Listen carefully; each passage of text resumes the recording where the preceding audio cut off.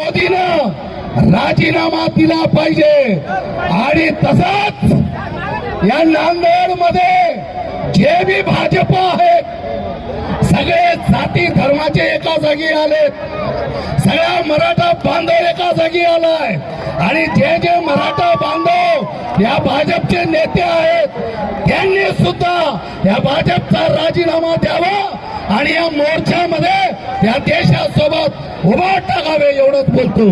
जय भीम, जय भारत, धन्यवाद. प्राध्यापक गिरीश सर, आपण 2 मिनिटात समर्थन द्यावं.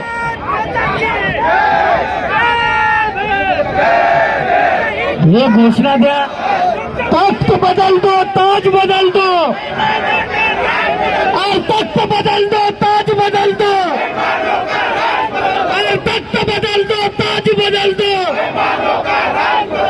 यानंतर कोणताच बेमान संसदेत जाणार नाही याची आपण काळजी घेतली पाहिजे.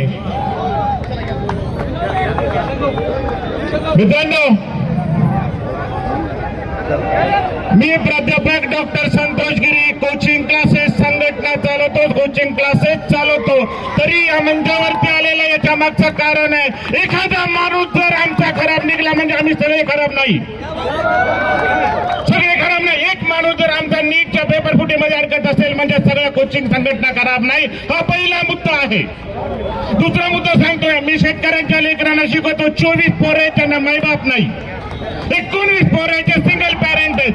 5 पोरं आहेत, त्यांचे बाबा कॅन्सरग्रस्त आहेत. अशा लेकरांसाठी जीव तोडणारा मास्तर मुद्दा म्हणून या मंचावरती आलेला आहे. एवढंच मला सांगायचंय, शिक्षकाला जात नाही, धर्म नाही, पंथ नाही.